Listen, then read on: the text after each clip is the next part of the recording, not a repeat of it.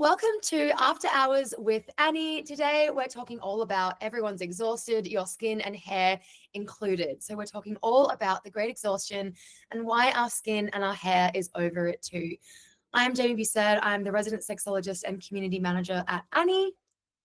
Hey everyone, it's Anna, one of the co-founders of Annie, and we're happy today to have with us Dua. Hello, hi, thank you for having me. Thank you so much for coming. So you're a holistic skin therapist and acne specialist, but if you'd like to give a little bit more of an explanation of your craft, we'd love to hear it. Thank you. So my name is Dua. I'm a holistic skin therapist and acne specialist. I'm the owner of Beauty by Dua. I work with men and women to help them find holistic solutions for their hair and skin problems by personalizing the targeted areas holistically and organically. Yeah, wow. And we were just saying your skin is absolutely glowing. Your skin is glowing. Is the face. I'm so glad. But we have this constant conversation with Annie, and it's talking all about the Great Exhaustion and this constant burnout and fatigue we seem to be feeling collectively with, being told we need a 12-step routine with skincare and we need to always look a certain way, and we're feeling really collectively tired. But chronic stress, burnout, and the Great Exhaustion are showing up on our faces, in our bodies, and through our confidence as well. And this episode is all about unpacking why glowing skin culture is a trap if you're already running on empty. So we really want to know how we can support our skin through stress and burnout culture. So we'd love to without spending a fortune. Absolutely. Without spending thousands of dollars every year. I think the average for women that spend, like the average of money Australian women spend a year on beauty is around $3,000, which is crazy. Not everyone can afford that. No, exactly. I wish I could afford that. I know. Lovely. It's crazy that that's the average though, isn't it? So there's people that are, spending a lot more. So tell us, what do we do? How do we simplify our lives and look as good as you, Dua? The simpler, the better.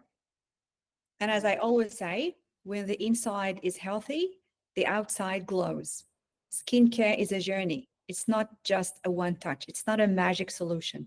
Even if you've been ignoring your skin for a while, even if life has taken you away, you don't have time, you don't have the money, you want to know that skincare works inside out. And this also applies on hair care. Your skin is a living organ. It breathes. It understands what's happening inside and outside. When the inside is stressed, it sends you signals. It becomes sensitive. It breaks out. It becomes dry. It's just trying to communicate with you and tell you that the inside is not happy. So when it comes to stress, we have to learn how to de-stress. Once we overcome this stage, beauty and skincare becomes very easy. Does that make sense? It makes so much sense. So you're almost teaching, you almost need to teach us how to meditate or find those things that de-stress us as step one in getting happier and healthier skin. There are so many ways to de-stress. Every person is unique. Every case is not similar to others. If you are stressed about the hectic, rushing life you have, you want to learn how to slow down and even how to pause. You have to. This is what everybody tries to cope with.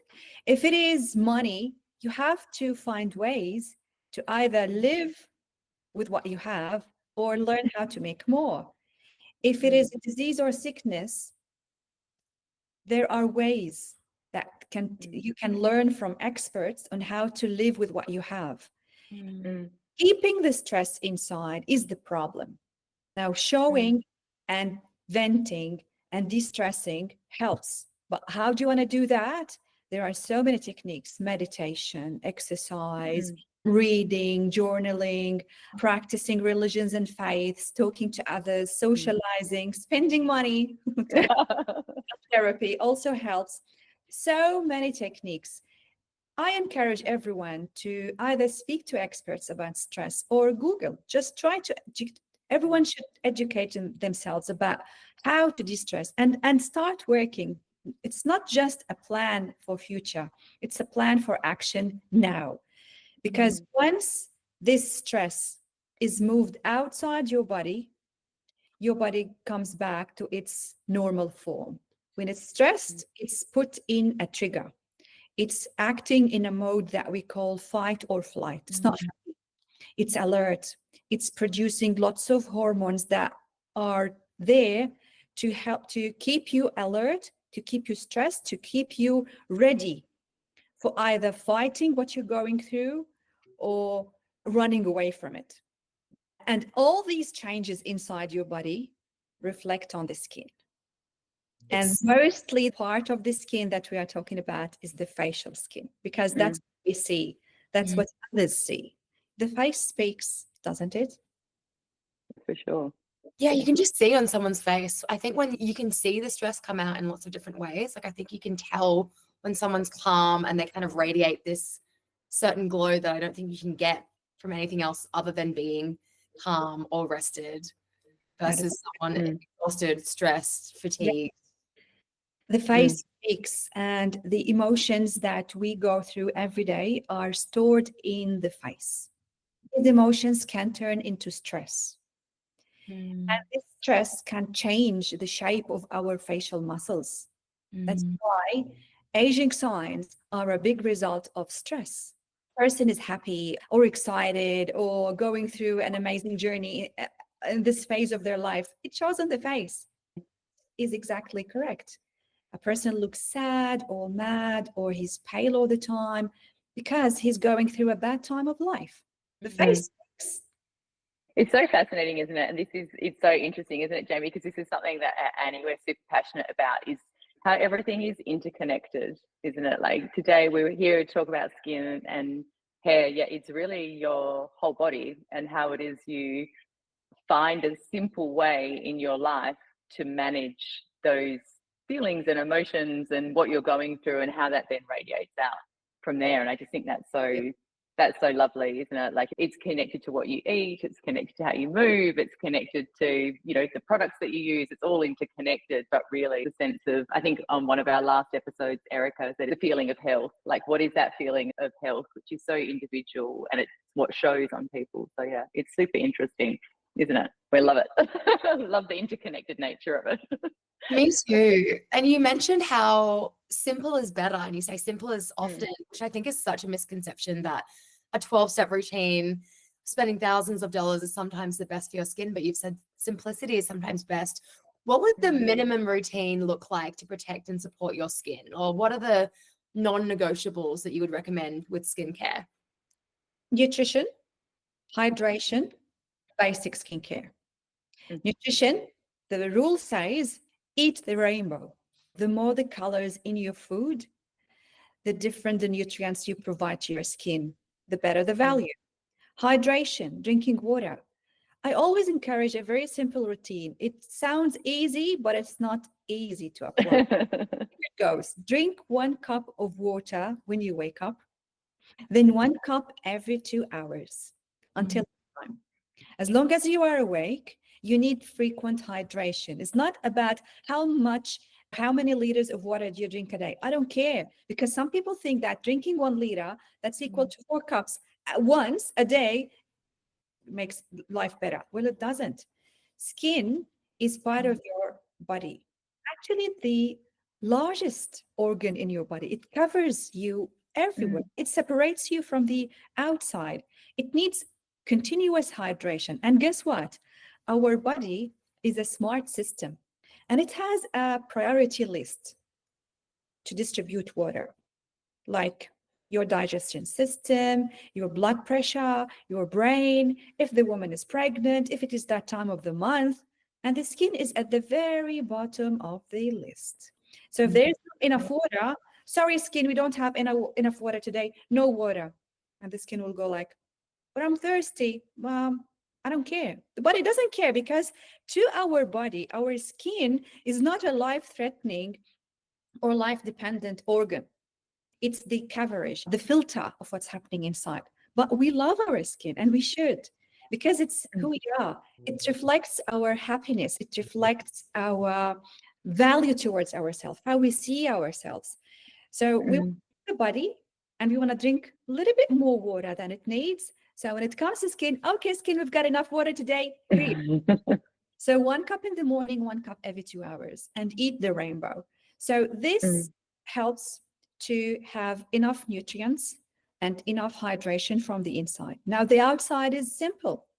If the inside is healthy, the outside glows, but we want to keep it clean. We want to give it a little bit of nutrients and just protect it. That's it. Now, the more the skincare products people use, the more the sensitive the skin is. That's why there are lots of people who have very red skin all the time. No matter what they do, their skin is sensitive. It just doesn't respond to treatments well, always probably breaking out, and it's dry. The problem is not in the skincare products. It's in the number and the huge number of skincare products people try.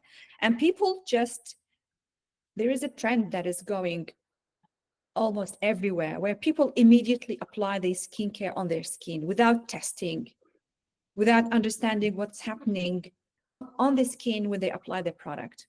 It says don't touch your skin unless you have to. Don't touch unless you're just scratching, or now you are applying. People keep touching their skin, keep applying, keep trying. People walk in supermarkets or shopping centers where skincare products are, and they just grab a tester and they apply on the face. They want to feel that they are pampering themselves, but what they're doing, they are piling loads and loads of those chemicals on the skin. And guess what? The skin's become very sensitive and it stops responding because it's tired. There's also one thing that is worth mentioning. About 60% of what we apply on our face is absorbed directly to our bloodstream. And this goes to the liver. So we want to be careful. We want to read. We want to understand about the ingredients. We want to ask. If you don't know, ask. If you are not sure, send emails to the manufacturers, ask them.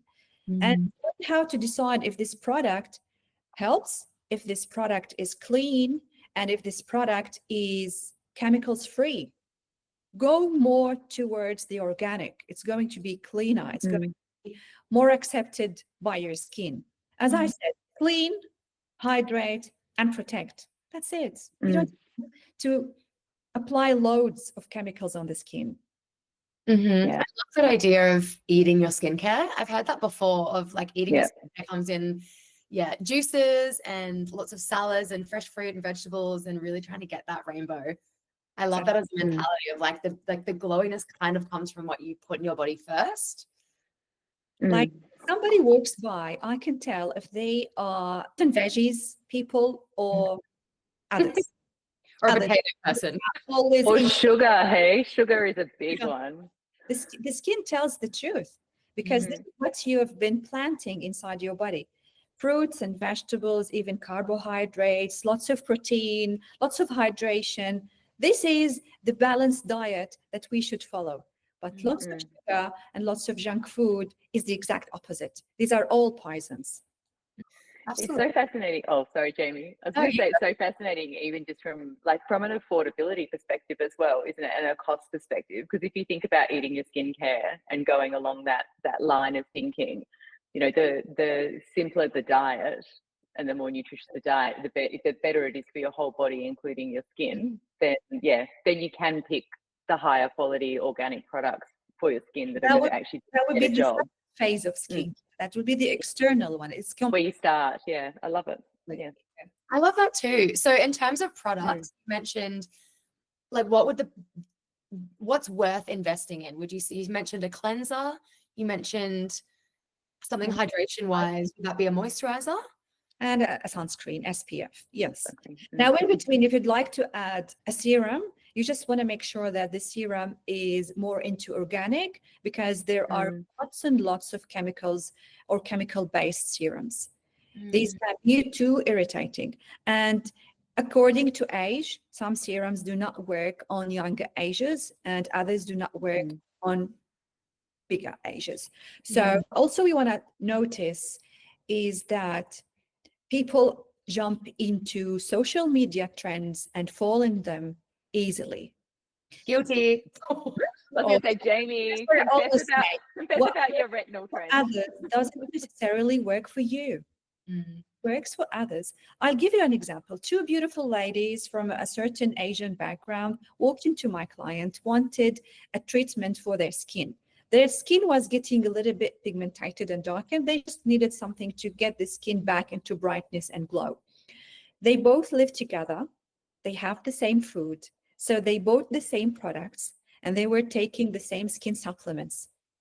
One of them needed only 3 sessions, while the other needed 5 of the same treatment. Does that ring a bell? Every Yeah. was different. They were following the same routine. They were moving, not twins, but I think they were only 1 year apart. They were moving together, Yeah. putting the mask together, using the cleanser. They were just 2 little beautiful people all the way moving together, but they were different. Yeah. They were different. Their skins responded and were treated differently. So what works for others doesn't necessarily work for you. So don't immediately jump and try. Not because this influencer told you that that product worked amazingly on her. You can't imagine what was working behind the scenes. Is she really coming up and showing herself without anything on her skin? Or is she wearing like, for example, there was a trend a few weeks ago about an influencer who walked into a clinic overseas pretending that they had a magical treatment for acne. And she said that it took her only 1 treatment to treat her acne. The end of the video, she showed herself with glowing skin. But obviously, every skin expert said she was wearing makeup. It was foundation and powder covering her skin because there is no way to treat acne from only 1 session or 1 treatment. Even if this treatment works with several protocols, we all know that acne takes time and it works in that as well. So please raise your level of awareness, read more. Don't just listen to one side of the story. Email the manufacturers, read more about them, get more reviews, and simply speak to experts. Take an appointment for consultation. Ask all the questions that you want to ask. Because when you are put on the right track, when you are educated and learn how to glow, it just becomes easy, piece of cake. I love it. And you're just like perfect living example. Jamie and I, like, we've got work to do on our skin. Your skin's beautiful though, Jamie. You know? Yesterday, so I hope that mine's glowing. No, I really love that. Yeah. It's really nice, especially, you know, when we're thinking about, again, coming back to simplicity, coming from nutrition and looking after your body as the number one for like having that show on the outside of your body. What are some ways that we can, I guess, like simplify the process of it? Or what do you have any fun tips of how to implement looking after your skin or looking after your bodies and how you can kind of bring that into a daily routine? So having regular meals is a must. You can't just skip breakfast because you don't have time, even if it's just an apple, even if it's just a banana. You can't skip dinner because you're trying to lose weight. That is going to make your skin more tired. If you can have 3 to 5 small meals a day, that would be amazing. If not, at least keep providing your body with amounts of nutrients along the day. So most nutritionists recommend 5 small portions of food every day. If you can't, and by the way, 1 portion of food can be an apple, can be a banana, it can be a small sandwich that is filled with probably cheese and lettuce. It doesn't have to be a big meal. The point is that we live in a very fast and hectic world where we consume energy all the time. Consuming this energy means that we have to compensate. We have to provide the body with what it needs. So if you can try to have at least between 3 and 5 meals, small portions a day, that would be amazing. Hydration is an amazing thing as well. Don't skip a cup of water. And by the way, a cup is a cup. It's not just a sip. It's 250. Everyone knows the cup, right? Yeah. So it's a cup of water every 2 hours. In the morning, you want to clean, you want to hydrate, and you want to apply your sunscreen. And please, please, please don't go out without sunscreen. Even if it's cloudy, even if it is rainy, especially if you are a resident in Australia. All right? The sun in Australia is harsh on the skin, and we need protection whatsoever. I think it's rainy and cloudy in Melbourne. But it's sunny. Everybody must apply a sunscreen. Midday, if you are back home, make sure you clean after the sunscreen and hydrate. Before you go to bed, have another clean and hydrate. That's it. You don't have to make it a 12-step procedure. It's just 3 to 4 in the morning, 2 midday, if you can. If you're still out, that's fine. 2 before you go to bed. That's it. And always, always use cold water to wash your face. Hot water hurts the skin. Oh. Yeah. Make it cold. Lukewarm is fine, but it doesn't have to be ice cold. You don't have to feel that shivering. Just cold. A little bit warm is fine, but never hot. And what do you make of, it makes so much sense. I was just wondering, what do you make? We were having a laugh at Annie the other day, of the 25-step shower routine that's going around at the moment, which I don't even know how long that means you need to stay in the shower for, showering to get through the 25 steps of the exfoliation and cleansing and all the rest of it. What's your opinion on that as a trend? I believe it's kind of a step that should be carefully introduced into your skincare routine. I'm talking about exfoliation. When you clean and hydrate, your skin doesn't need to be exfoliated unless you are directed by an expert to do so. If you want to exfoliate, you want to do it once a month. Once a month? Once a month, that's it. Otherwise, you'll be shedding more and more of your skin layers, making your skin more tolerant to sensitivity and dullness. I was doing it once a week. That's so interesting. Don't think about your skin as a big layer. It's a very thin film of cells that just covers the face. It's very thin. So when you keep shedding it, it just gets exhausted. And you say that for your whole body as well? Like we're talking a lot about the face. What about arms, legs, once a week? You want to jump into a shower, and if you want to use your body wash, if you want to make a choice of having your body wash with a little bit of an exfoliant, that's fine. But definitely you want to do that every day. Probably once a week or once fortnightly. The only location of your body that needs frequent exfoliation are your heels, because they are thick and they get dry more often. Probably your knees and elbows, but that's it. The rest of your body skin is fine, especially that it's mostly covered. Once a week, once fortnightly is fine, but the face, which is the thinnest and the most sensitive, should be exfoliated once a month. It's so fascinating, isn't it? This is just like just got me thinking about my whole face process. Pull it back a little bit. So I guess we've been talking about a few of the other trends, but I would be curious to know, are there any other trends that you've seen out there that we want to kind of debunk? Or is there anything that you've been seeing on TikTok, for example? Like I've seen a few. The red light mask is one that always pops up for me where I never know if it would actually work or not, the infrared masks. And I'd love to know your opinion on that. Now, LED is the light therapy. The red light is only one type of lights.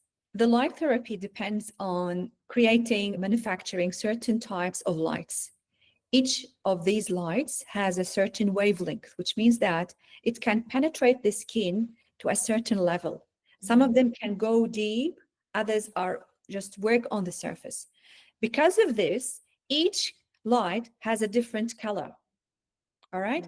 Now, the red one works on boosting and enhancing collagen and elastin production. What does this mean? It means that it makes the inside of your skin better. Collagen is a protein. It builds the skin from the inside. It also builds your nails, your joints, and it's part of your hair. But when it's boosted, the skin becomes, I don't want to say more youthful, but it becomes glowy. It becomes healthy. All right. The trick here is in two parts. One, most manufacturers of the LED machines recommend having a certain distance the source of the light and your skin. So when you go into a skin clinic, what they do is that they put the machine above your head, and there's a space. There's about between 10 to 30 centimeters distance between your skin and the light.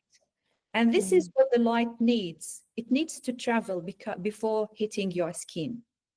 Now, the mask doesn't do that. Be careful about this fact. Did they really invent that technology that the light doesn't have to travel a certain distance? Or did they work on that distance and minimized it? Because a mask is as close as can be to the skin. Yeah. Second is the big question that I always ask my clients who want to buy masks. Are they really manufacturing LED lights, or are they just selling you colorful lamps? Yeah. Tell. You can't, even if you think that it's expensive, you can't tell. That's what I personally do not recommend. A mask, a light mask in your house. If you are after light therapy, visit the nearest skin clinic and enjoy. They know what they're doing, and they do what is best for you. Plus, don't think of light therapy as a huge boost to what you are after. There are some lights that work on pigmentation. Others work on acne and inflammation.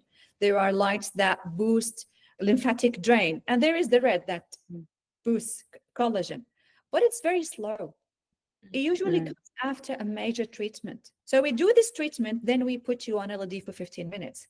Because if you want to do LED, for example, every day for at least 30 minutes, you might have 10% of what the big treatment gave you in a week. Interesting. Yeah, I've always wondered. I always feel like chances are they're not made well, so chances are they're not going to do much for you. Just take it out of the shopping trolley, Jamie. Take it out. I know. I get one. The other one that I always see, and again, this is a TikTok fad, is snail mucin.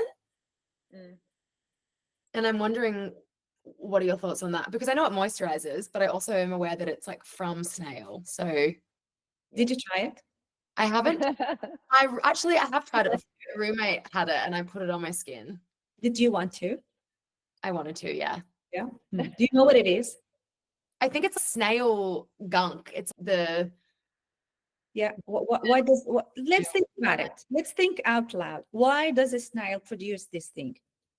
This gel moisture to keep moisturized? Because it slides. And this is what the snail does. It slides from a place to another. This is how it moves. And it's very delicate. So it needs a lubrication. It needs a gel around it. So it produces that. And even it covers all its body because of its shell. It just needs to have lubrication between itself, the floor, whatever floor it is around, and the shell. It is meant for lubrication, but it is not meant to penetrate the skin. Okay, so even if it contains nutrients, which I doubt, that can make the skin better, it will stay on the surface. Once it's wiped out, it's wiped out. It's not inside. And this is the problem with the very cheap skincare products. They are not manufactured in a way to simply work. What we mean by work is that they go inside and do the job. Lots and lots of skincare products remain outside. I don't care if it feels fine. I don't care if it just smells nice. I don't care if the packaging of the bottle is amazing, because it stays outside. It's not going inside. When they decide to manufacture this product in a way that it penetrates inside, it becomes a little bit more expensive. And this differentiates between the cheap and what is worthy. I don't want to call it expensive. It's worthy. It's worth your investment in your skin. Well, at least I don't have to put snail gunk on my face anymore. No, you don't. or a red light. Leave the snail, please. So great. Do you have any other myths or anything that you've seen that you want to debunk? Oh, lots of them. Skincare for children. It's getting more and more popular, and young girls at the age of 8 and 9 are starting nagging, and they demand skincare from themselves. And what ends with the parents is that they buy them the cleanest, of what they see, probably the cheapest, just to keep the girls busy with their skin. Girls at the age under, let's say, 12 or 13 do not need anything on their skin. Their skin is perfect before hormones take place and they break out. Let's say they don't have any breakouts. Before that, they are the icon that we want to be like. True. They've got the most perfect, glowing, the highest levels of collagen that can be in a human being are in the children. So they don't need anything. They just need a cleanser. So please, mom, let your child use your cleanser, and that's it. She doesn't need anything. And I've seen some cases where young girls walk in the clinic with white patches, dryness, damages on the skin because they tried to follow a trend here or there, and the skin is damaged. Unfortunately, we can't do anything at this age. We have to wait. And that damage could be permanent. Are you seeing that a lot with your clients? They'll come in asking for It's skincare? getting more and more popular. It is, because social media is everywhere. Devices are everywhere. Almost every child has access to devices and social media, and have access to all the crazy trends that take place, and they just want to try. They are convinced easily, especially if one of them begins using what the trend says. They all want to follow. Yeah, the peer pressure is enormous at that age, isn't it? I know one of my friends, her 10-year-old daughter actually burnt her face with retinol having a sleepover at a friend's house, and they just got into the mum's cosmetics and beauty care. Yeah, and it's like, they don't even know what retinol is, but they see, seen it being and put on. Also, what really scares me is that ladies in their early 20s and even late 20s are trying to follow what they call preventative anti-aging because they are not ready for aging, or they just want to defer aging as long as it can be. Now, anti-aging for 20s is a crime. You are still we want to go back to that age, right? Live your life. Just be simple. Love your skin as it is. Don't worry about the future. When you hydrate, when you take enough nutrients, when you do the basics and jump into facials every now and then because you're 20, you want to just look your best, don't worry about aging. Don't worry about this phase of aging now. Be ready with the simple, with the healthy inside, because that is your way for better aging. We can't stop aging, but we can make it better. Please don't fall into unaware anti-aging techniques, either in the injectables or the skin or the trends. That's what I'm seeing a lot. Make things worse. In my friendship group and I'm 29, and a lot of my friends, female friends, have already got Botox, so they're using preventative Botox. And I never know if that's a thing that is actually effective or if it's a societal peer pressure for women to not age, but if it actually works. So that's always so interesting. What it's going to end up in 10 years, their muscles are going to stop responding. To all the injections, to all the skincare. They will sag and they will look 15 to 20 years older than their peers. What they're doing now is going to take place, the effect is going to take place in their 40s. And it's very bad for a woman in her, let's say, the second half of her 40s to look like her 50s. Work in a way that we are in our 50s, but we would look in our 30s or 40s, not the other way around. If you begin early with anti-aging techniques in your 20s, sorry to say that, but you're going to regret it. I also find it's also such an addictive process, isn't it? I think that preventative and thinking that it's an injection or something will solve it. And then you can see people just keep adding and adding and adding over time, more and more and more and more. And so, that's right. And I'm going to do this spot and this spot. And something else is always being introduced by the media to try. So it is a slippery slope, isn't it? And they only focus on the models or the icons that had good results. How about the people who didn't? Yep. There are, True. there Yeah, are the majority of the people who fall into these. So please Yeah. be aware, look around you. If you are still under the age of 15 or 16 and you have a perfect skin, you want to be thankful for that. Hydrate, clean, and that's it. A little bit of makeup every now and then is fine, but clean and double clean after your makeup. Moving into 20s, you want to be proud of yourself. Don't think about aging. It's too early. What you want to think about? It's not aging that matters in your 20s. In your 30s, you want to learn how to read your skin. Is it becoming dry? And by the way, our skin changes. What is oily in your teenage, it could be dry in their 40s. What is normal in 30s could be very sensitive and dry in 50s. Skin changes. So in your 30s, learn how to read your skin. Learn how to listen to what the body's telling you. Are you having enough water? Are you on a balanced diet? Or does running after your kids is taking all your time? Back to simple every day, but keep an eye. 40s is the time for action. Regular facials, probably longer skincare routines, more precise and targeted treatments for problems that can rise, and leave the 50s alone because they know what they want to do.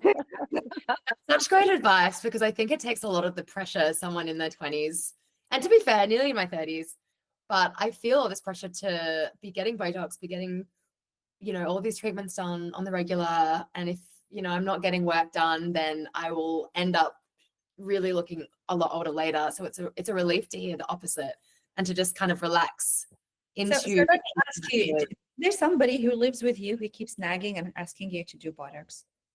Is it a friend who keeps calling you every day and asks you to do this thing? Or is it just inside the head? It's definitely both. Let go, let go. You don't need it. It's beautiful advice. And social as well, social media too. Like you see, the standard is set, which is what these conversations are about, like stripping back that standard to simplifying, and what is that base that you need to do, because life's hard enough sometimes as it is. So just turn it off, Jamie. Switch it off. I've seen plenty of examples of friends as they age and they've gone down the injectable Botox path, and it doesn't hold. Let's just put it that way. A woman was in the clinic. She was in her 50s. And how do I know age? Because they sign a form before they walk in, and one of the major questions they have to ask is the date of birth. She was in her 50s, but her skin was amazing. She had those layers of collagen that were untouched. I couldn't believe she was in her 20s. So the question was like, do you follow a strict diet? She said, no, but I'm a fan of seafood. I have 3 times a day. It's like, oh my God. Wow. Fish oil, lots of omegas. We can't do that, but we at least have seafood at least twice a week. So go for it. Try it. Most people love seafood. Seafood twice a week is amazing. Creative, don't be boring. It's just very nice for your skin. That is going to be much more beneficial to your skin than loads and loads of skincare. Diet. I love it. That's why in the Mediterranean, no one ages. Oh my God. Diet is the best. Everybody now. Diet is key. Diet. That's such good advice. Well, thank you so much for joining us. And for anyone watching, please book in Dua for a session and go through your skin routine to find the best skin routine for yourself. I know that I will be personally. Thank you so much for having me. I'm so glad I'm part of Anni. It's an amazing platform that holds an amazing collection of experts. And we all want to support Anni. We want to jump in and we want to educate ourselves that please don't depend on free information. There are lots of fakes, lots of false information. Talk to experts and find Anni. Yeah. Thanks, Dua. It's so great to That was today. So good. I want to go eat seafood now. Seafood. Seafood for dinner for everyone. No, that was so beautiful. Thank you. All your questions were answered so beautifully. So much knowledge. Thank you for having me. I appreciate it. Thank you.